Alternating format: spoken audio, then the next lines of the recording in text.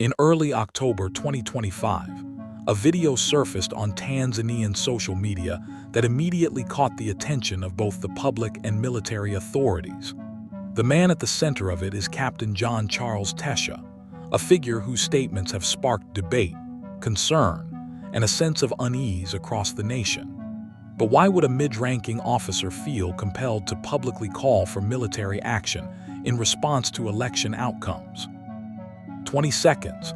To understand the gravity of this moment, we must go back and trace how Tanzania's political and military landscape evolved to a point where such a statement could emerge.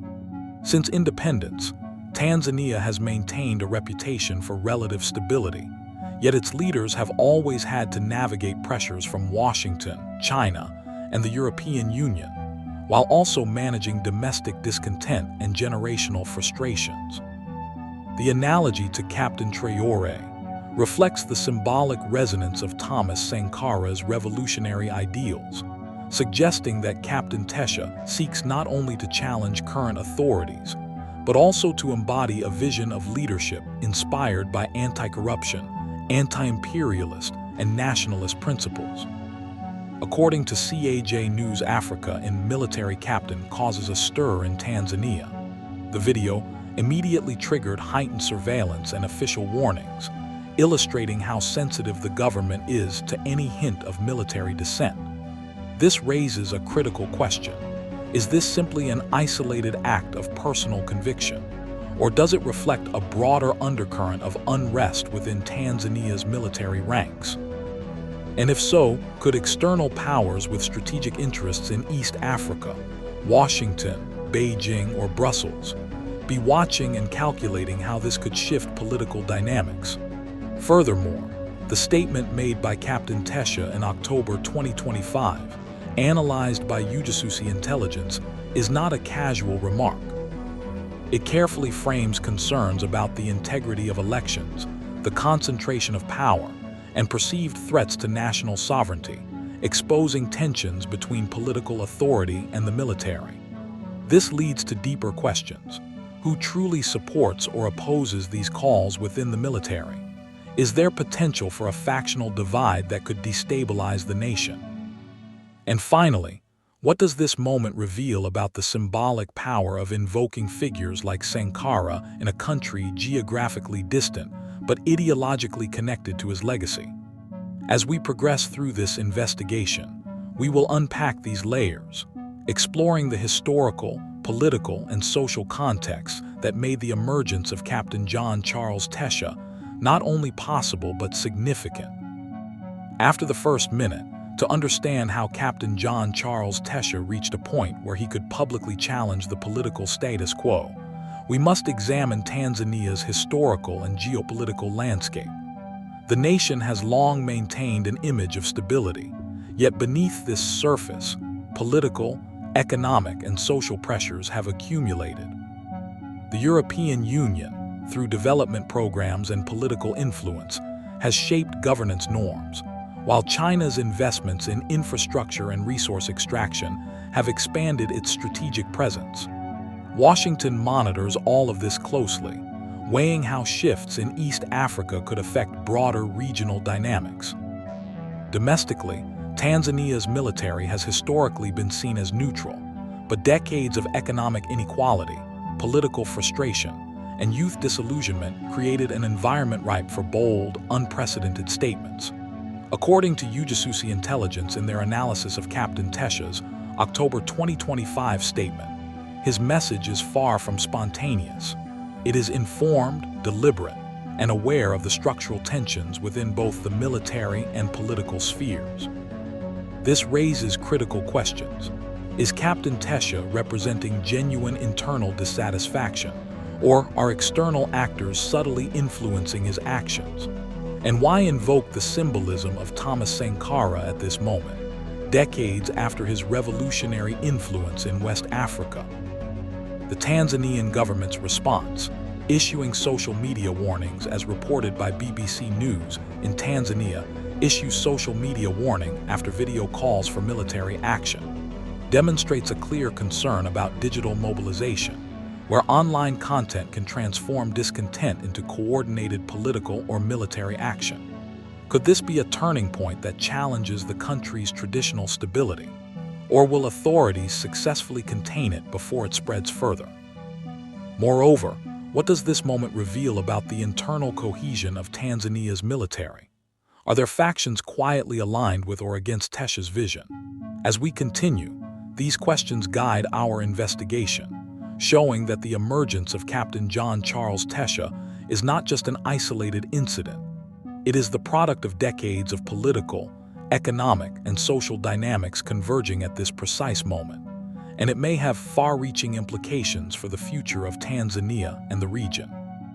By October 2025, Captain John Charles Tesha went beyond symbolism, issuing a statement that directly addressed Tanzania's electoral process and called for military vigilance, if not action. According to Ujasusi intelligence, the statement carefully frames the elections as a critical moment where political integrity and national sovereignty are at stake. But why would a captain choose this moment to speak out publicly, knowing the risks involved? This raises the first crucial question.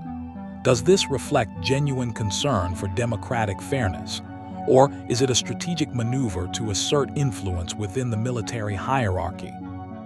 The content of the statement emphasizes the need to protect the nation from what Tesha describes as concentrated political manipulation, referencing historical injustices and framing his stance as aligned with principles of justice and national dignity, echoing the symbolic figure of Thomas Sankara, which gives the statement ideological weight beyond Tanzania's borders.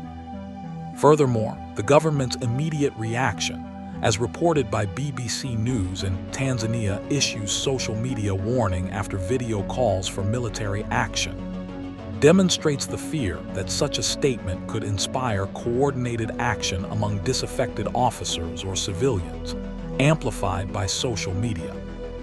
This leads to another critical question. How vulnerable is Tanzania to internal military fragmentation? And could this open a space for external powers to influence political outcomes? Washington, Beijing, and Brussels all have stakes in East Africa's stability, and even subtle signs of military unrest can trigger recalculations in diplomatic and economic strategies. According to CAJ News Africa, the stir caused by Captain Tesha's video also reflects a deeper generational shift in the military, where younger officers are more willing to challenge hierarchical norms and express political positions publicly. This creates a further question. Is Captain Tesha acting alone, or is he the visible face of broader internal support for interventionist thinking? As we continue, the implications grow. This is no longer a local political debate. It is a moment that could redefine Tanzania's civil-military balance, its internal cohesion, and its role in the wider geopolitical chessboard of East Africa. By examining the statement line by line, considering historical, political, and regional factors, we start to understand not only what Captain Tesha is proposing, but also why it matters far beyond the borders of Tanzania. As the statements and videos from Captain John Charles Tesha spread, the Tanzanian government faces a delicate balancing act. The immediate concern, highlighted by BBC News in Tanzania, issues social media warning after video calls for military action, is the containment of unrest within both the military and the civilian population. But the broader question looms. What are the potential consequences if Tesha's warnings resonate beyond his immediate circle? Could this spark divisions within the Tanzania People's Defense Force itself, or even influence political negotiations and election outcomes? Beyond Tanzania, the reaction of regional actors is critical. The African Union has historically positioned itself as a mediator in electoral disputes, yet the rise of a military officer publicly challenging political processes tests its ability to intervene effectively. Are there precedents in East Africa where internal military dissent led to broader political crises? And could this moment follow a similar trajectory? According to CAJ News Africa, the stir caused by Captain Tesha reflects not only domestic tensions, but also the awareness among younger military officers of global ideological narratives, such as anti-imperialism and revolutionary justice, echoing figures like Thomas Sankara. This raises strategic questions. Are external powers, such as Washington or Beijing, actively observing or subtly influencing developments? Could foreign interests exploit internal dissent to shift Tanzania's political balance, or are they waiting to react to outcomes that may affect regional stability? Moreover, the role of social media amplifies these dynamics. A single video can mobilize sentiment, spread narratives of unrest, and challenge official authority faster than traditional channels can respond.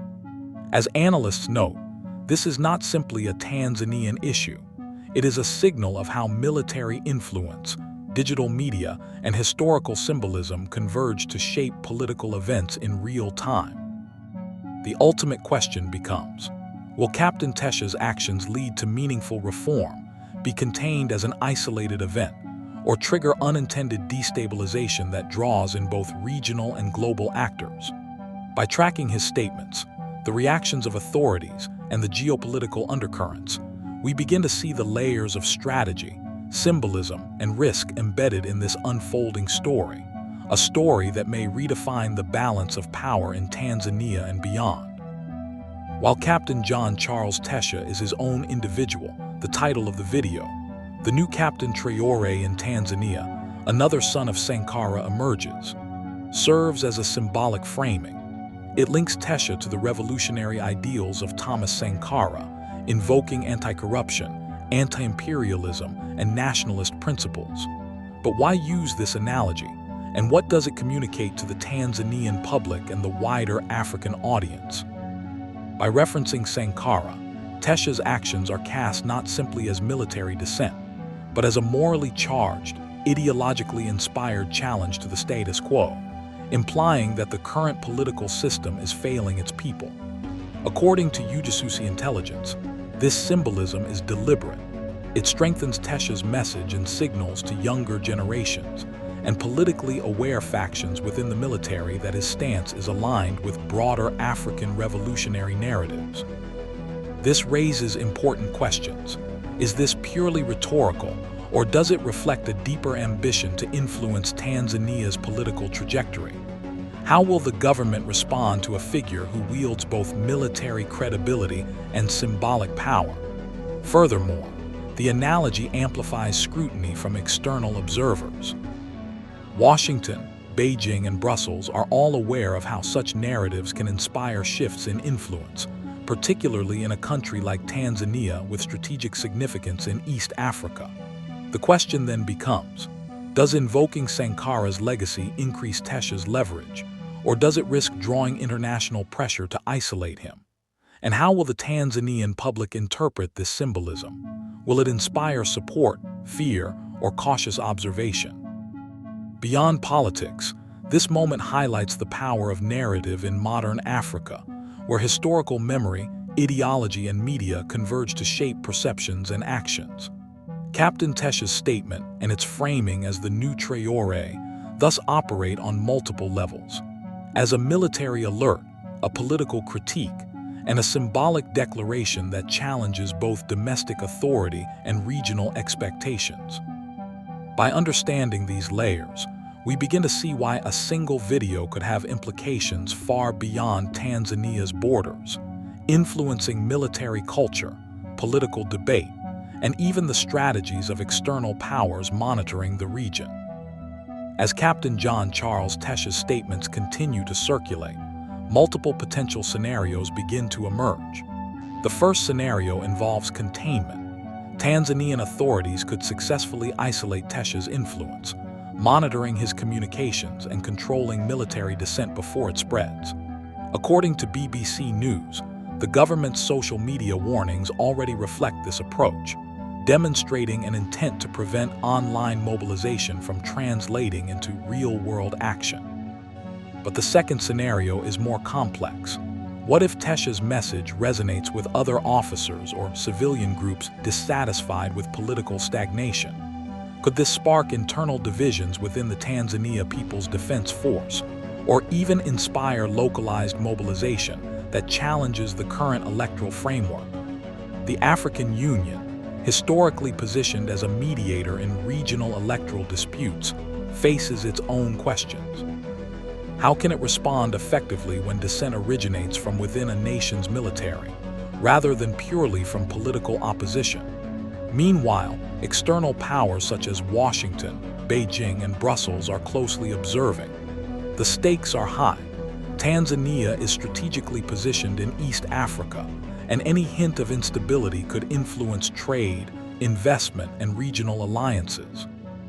Could foreign actors use this moment to sway outcomes subtly, or will they adopt a wait-and-see approach to avoid appearing as meddling? Furthermore, the symbolic framing of Tesha as the new TRAORE and the invocation of Sankara's ideals add another layer of complexity.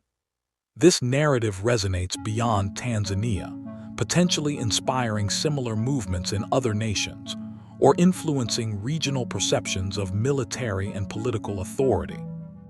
Analysts from Ujasusi Intelligence suggest that Tesha's actions are part of a broader pattern where historical symbolism is leveraged to amplify political messages, creating both domestic and international ripple effects.